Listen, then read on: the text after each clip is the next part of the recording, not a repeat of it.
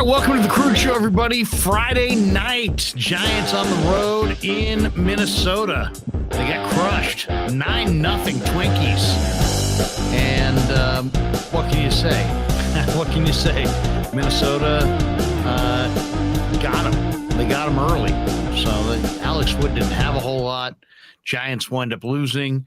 And Wood goes 3 innings, 6 hits, 8 earned runs, didn't walk anybody, 60 pitches, 44 of which were strikes, and he was no riddle for these Twins hitter. Garlick went deep in the 8th. Sanchez went deep with a runner aboard in the 3rd. Celestino had an RBI double, a 3-run double, I should say. Miranda hit a sac fly that scored Sandy Leon with a run. And then Carlos Correa, of course, got things rolling in the 1st with that home run to left field with Garlick aboard. And that made it 2-0. They jumped on top. It was 3-0 in the 3rd. It was 6-0 in the 3rd. It was 8-0 in the 3rd. And then they just added in the insurance run late. And the Giants got nothing going offensively against Ryan, Pagan, or Fulmer.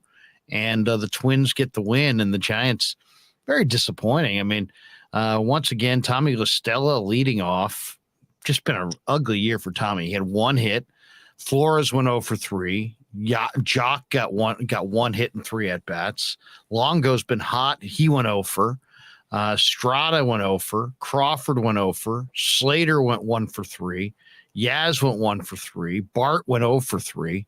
The Giants only had 1 extra base hit. It was the Slater double, his 12th of the year, and they get out hit 9-4, and they lose the game 9-0. I'm Larry Krueger. That's Dan Coccimilgio. And on the bottom screen there, the great Ryan Smith. What's going on, fellas? Kind of an ugly game for the Giants on a Friday night. Man, not a great way to get this series rolling at all. So ugly. I'm just glad they didn't lose 9-4, 9-6. I want to see them. If they're going to lose bad, so this thing gets turned upside down. I hope they if they're going to lose, just continually suck like they did tonight and like they did the other night, 6-1. This just go into I hope they just, if they're not going to make the playoffs, hear me out, people. I want them to win. I hope they go do what the Cardinals did last year and get hot and win 16, 17 in a row and make the playoffs. But if you're going to not do that, if you're just going to be an afterthought, just go like 70-92. Austin Wynns pitched. I mean, by the way, Romo 2001. Wynns pitching says it all. Yeah. How many times have the Giants this year had a position player pitch? You know what's a funny thought is, think about the beginning of the year.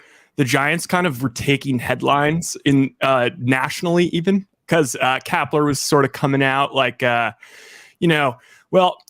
course we're gonna pitch our players. We don't want to give any advantage in the series, like talking as if they're the Los Angeles Dodgers. And now we're at the point where once again we're pitching players, and it's because we are not even competitive. So Brian Lucena says, could the Giants as a weekly promo sign a random fan to pitch an inning? Hey, I mean, let's hire him. Let's hire Brian. That's a great idea. Yeah. Romo says, sounds like a Bill Veck idea, Brian, LOL. And then Brian says, it would be more entertaining than this everyday dreck. If the fan throws a shutout inning, he or she wins a Chevy pickup with technology and stuff. Do you guys remember that? Yeah. Do you guys remember the Super Bowl or was it the Super Bowl or the bowl game ad where you got, you're going to get the Chevy Colorado with technology and stuff. Do you guys remember that? Yeah, it was just epic. Yeah. It's so pathetic. They kept showing on the TV all these Giants fans. They get an out. Austin Wynns throws an out. And it's like, hey, good job. Good job. This is what the fans love. It's just seeing our boys getting out. Yes. You guys suck. Yeah. Yes. Who are you describing there, Danny? The fans in the stands, all the Giants fans that are sitting there just like, oh, great. Good job, boys. We've lowered our standards to beneath anything that's acceptable. Wow. And then don't get me going on the Twins minor league scoreboard operator. Oh my God. I could not believe that today. Okay. I seriously, you don't see me swear, and on Twitter, I swear even less, but today, my goodness, somebody sent me this. Twins scoreboard operator put this on the board. Yeah, what even was that stat too? XBA? Yeah, well, first of all, I used some dork stat. The XBA, the X batting average of 208 by Brandon Crawford is in the bottom 6% of the league. Now, I've been going to baseball games for, 4 or 5 decades at this point. I've been to a lot of yards. I've been to a lot of games. I've seen a lot of different scoreboard operators using their discretion in a lot of different ways. I've never seen a scoreboard operator put any stat. This is not just like, this is his statistical profile and it happens to be bad. There are people who reacted to me going, oh, if you don't like bad stats, then no. A statistical profile of anybody that isn't favorable is fine. That's fine. That's called life. This guy hunted this stat, put it isolated on the board, and then basically looked for a second stat to find out what percentage of the league that it would fall into, saw it was bottom 6%, isolated the whole thing against a black backdrop, and plastered it on the center field thing under Crawford's name.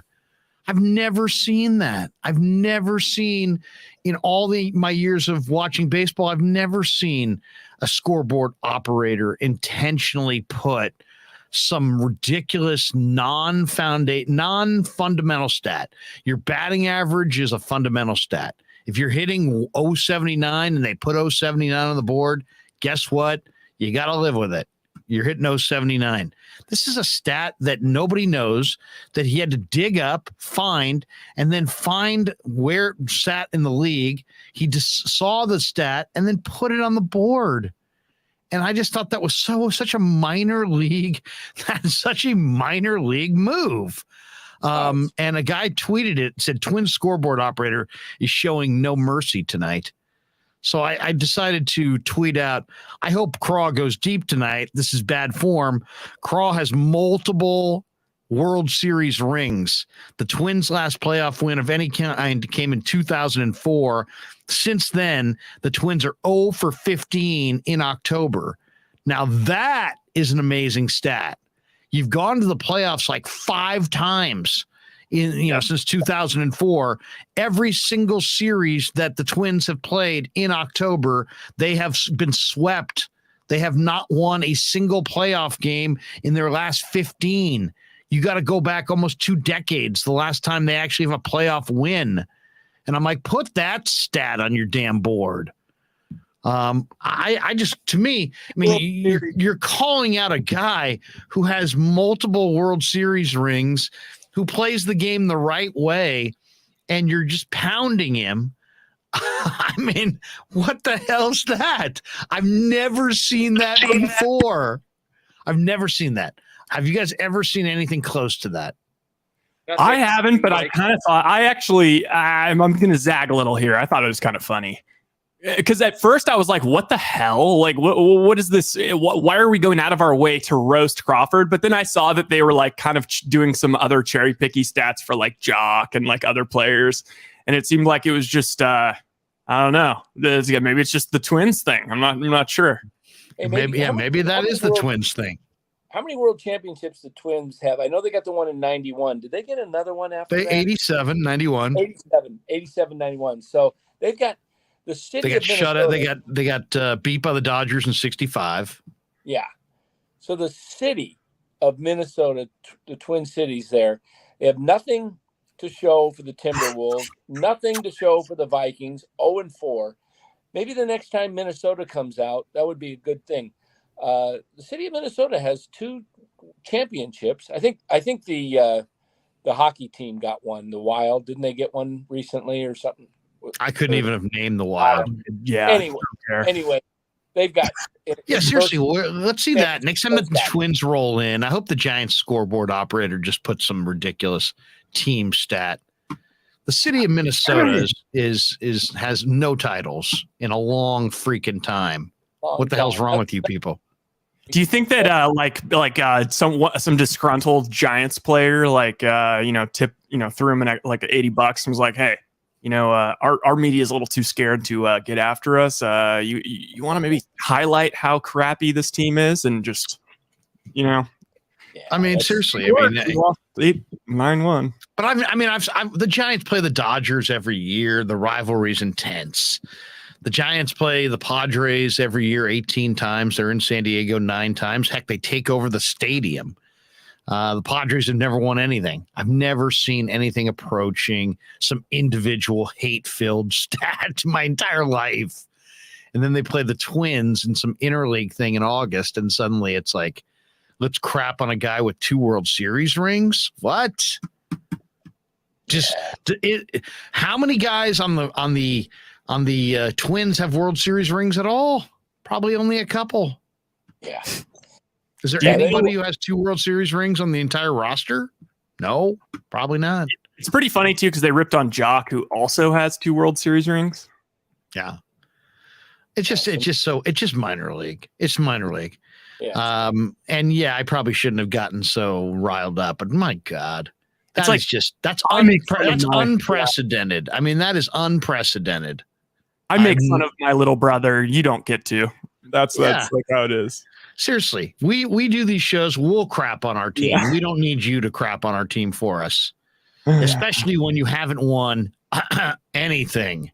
Okay, the La Stella one was honestly what made me kind of like it, though. Was the La Stella one has only appeared in the field 12 of the 53 games he's played this season. That's a fact. That's a fact, and that's fine. But I mean, at least he's not. At least that if you follow up a stat with where it ranks, then you're really piling on. Yeah, this person hits blah blah blah. Okay, it is what it is. It's a fact. But if you then go, this person hits blah blah blah, and there ain't nobody worse than that, baby. Now you're kind of, now you're kind of piling on. And I don't say you would never see that in the NBA. I don't think I see that. I don't remember seeing that in the NFL. I can't speak for the NHL, but I've never seen that, and it's just so weird. Just so weird, and it's also like out of left field, and I've been to the Twin Cities. There's a lot of great, good-hearted people up there. Seriously, I've met some of the sweetest, nicest people in Minneapolis and St. Paul. Great cities, terrific places to live. The people are hospitable, phenomenal restaurants. Everybody's really sweet to one another. I mean, it's a nice place. Minneapolis is nice. St. Paul is nice. What does it say? Has only appeared in the field 12 out of the 53 games played this season. It's just such an odd. I kind of like the Crawford one. The one thing that is kind of funny is like it'd be almost one thing if it was like bottom 1% in the league. Bottom 6% in the league with some obscure stat. Like, what even does that mean? And then the Jock one was 36 straight games without home run, one shy of longest drought in career. So basically, hey, Jock, if you don't hit a home run tonight, dude, you're setting your own record. Get in your head.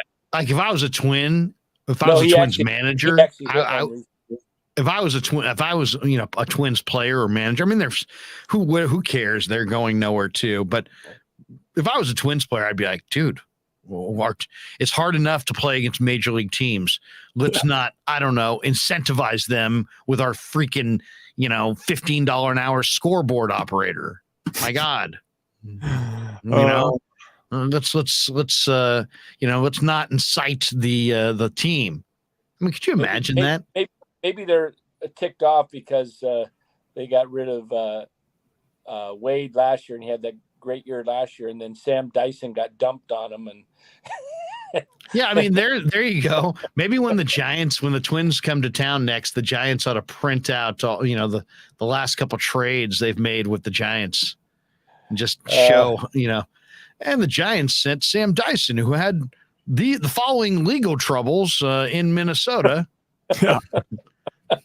How's that working for you? And then have a picture of their GM kind of going, oh, I don't know. You know what I would do if I was a petty guy that wanted to roast the Twins back? The next time the Twins come to town, just put up like put up like something about them, just something about the Vikings just absolutely botching it. Like just nothing to do with the Twins, just something really hurtful and mean to the like the Vikings are 0-4 in the Super Bowl and the Vikings with Dante Culpepper and Randy Moss gacked at home to the Atlanta Falcons in the NFC Championship game, bypassing a chance to go to the Super Bowl.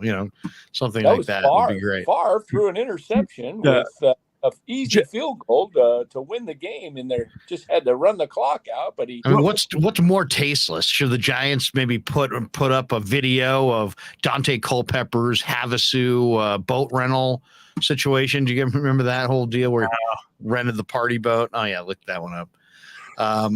So just that one just rubbed me wrong, man. I saw that, I was like, what? Yeah, Jimmy G attempted 3 passes en route to a 40 to whatever win in the first round of the playoffs. Exactly.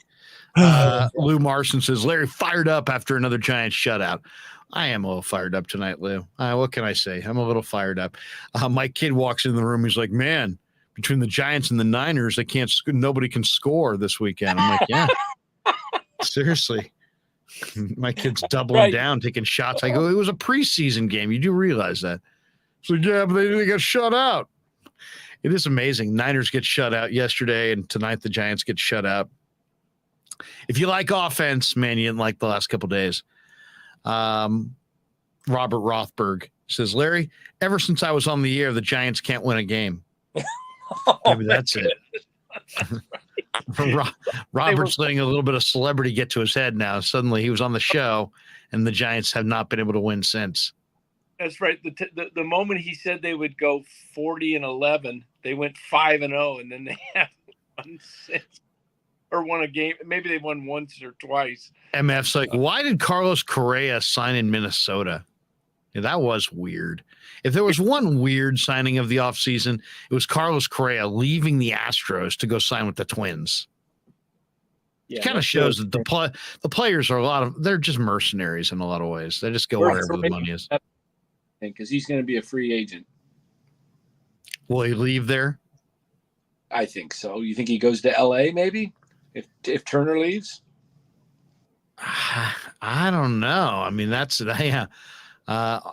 Carlos Correa is a great player. There's no question. Yeah. Have a way of just reloading.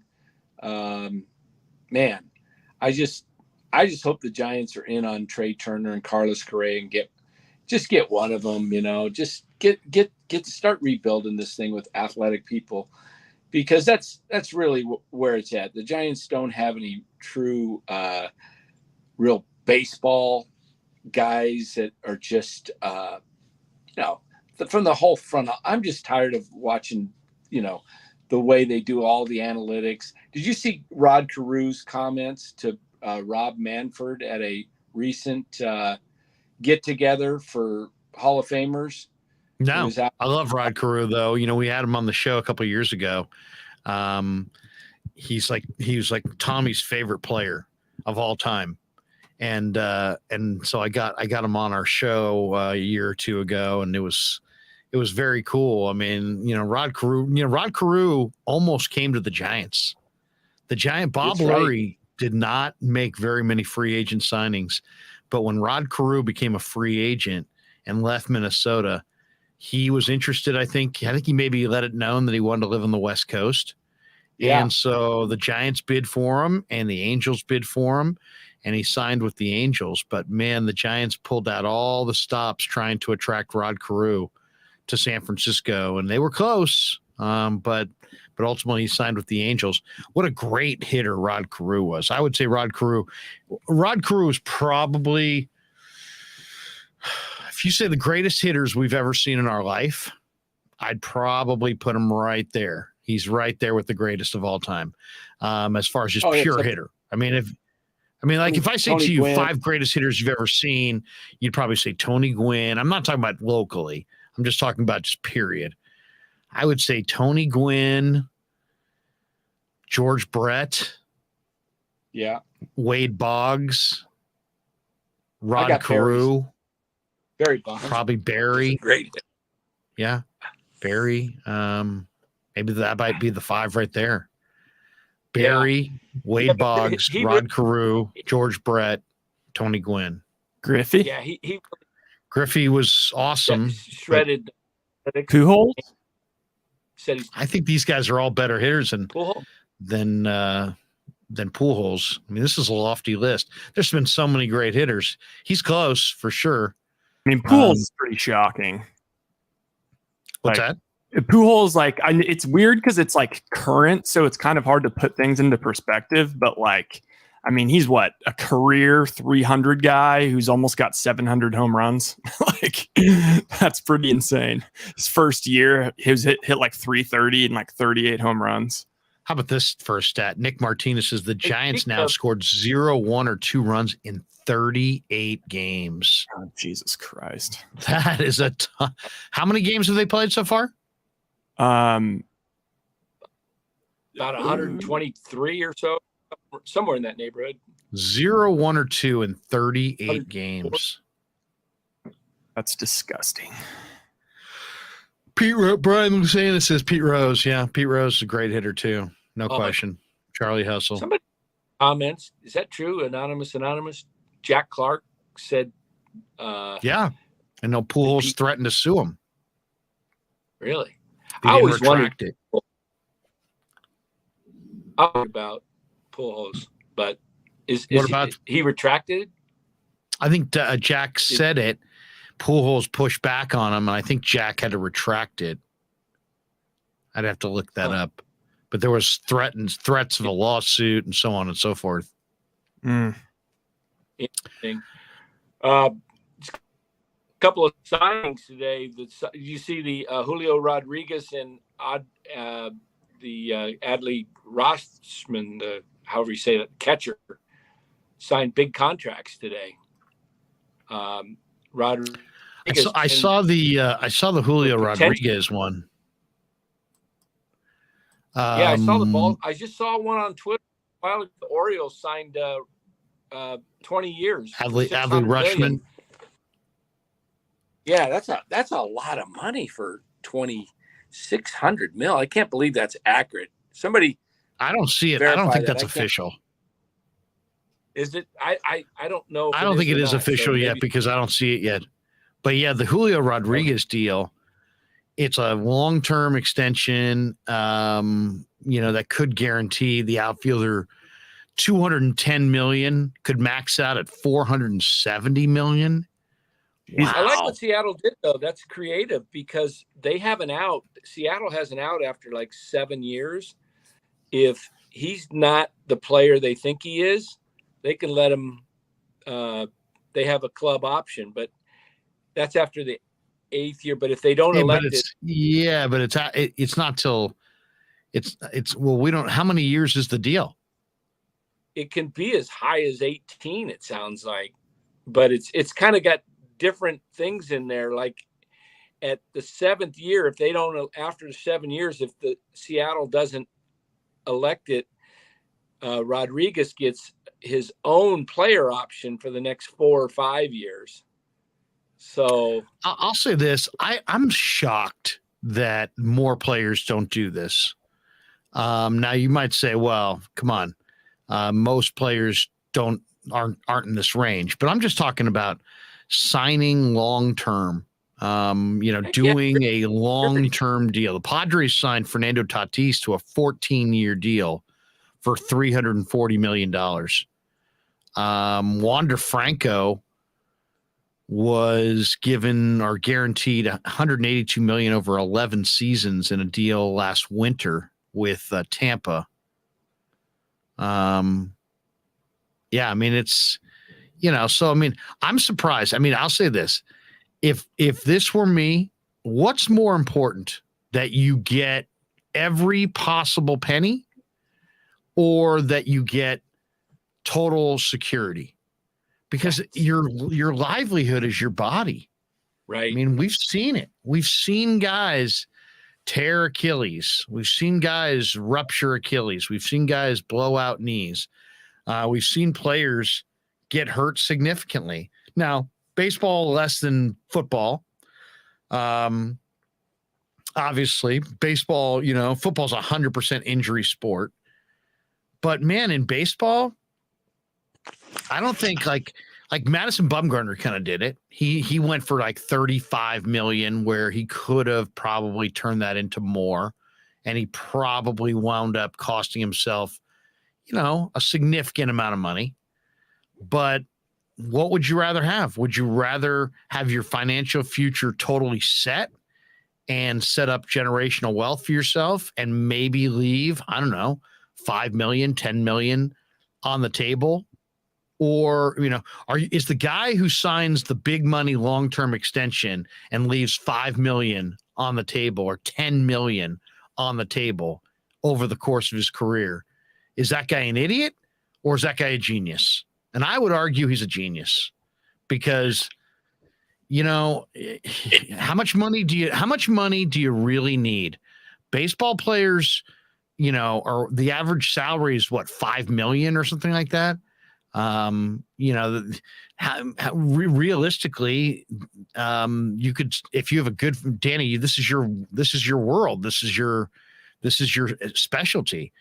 Yeah. If I showed up at your door and said, hey, I've got X number of millions of dollars, $5 million, let's just say, you could probably invest it and map out a financial future for myself and my family and my children that would be very favorable going forward, and risking nothing. Exactly.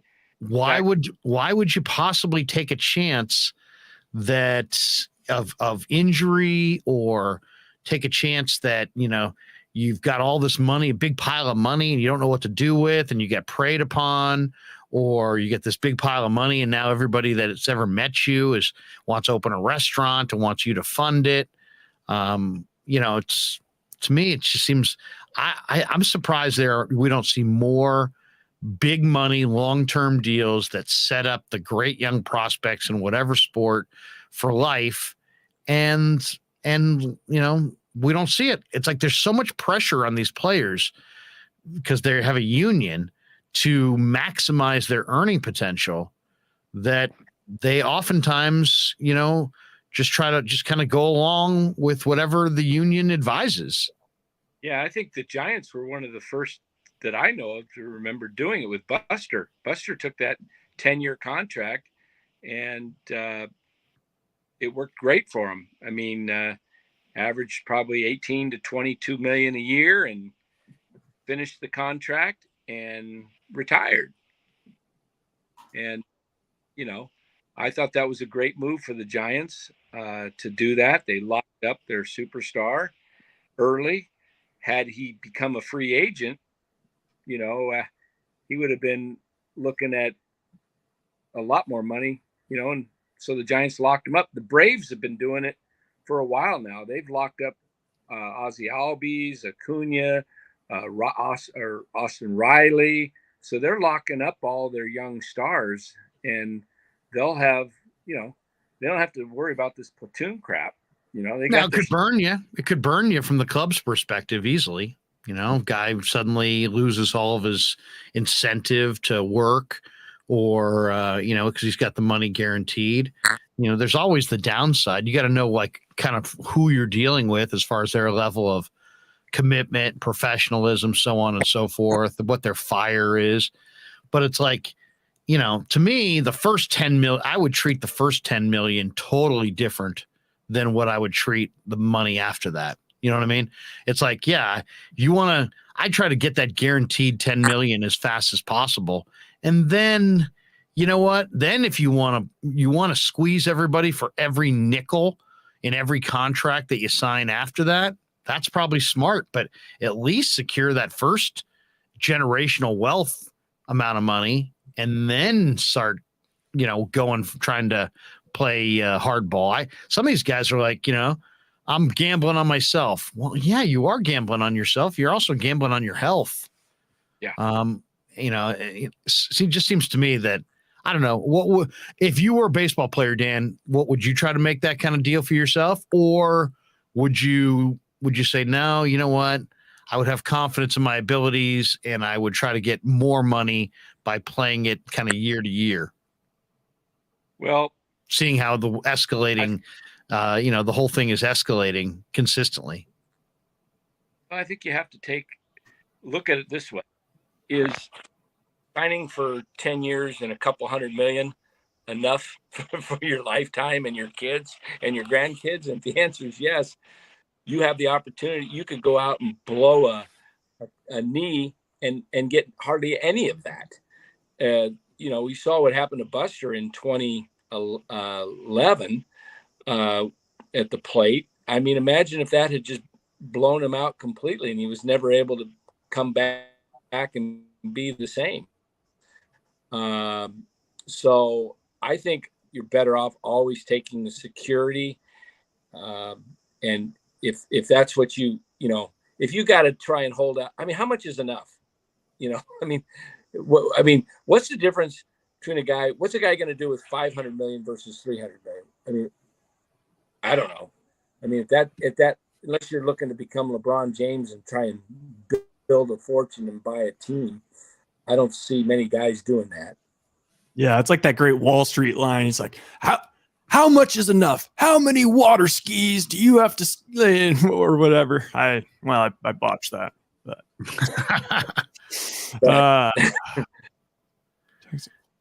it's just been for as far as the Giants are going, basically they're not even worth talking about.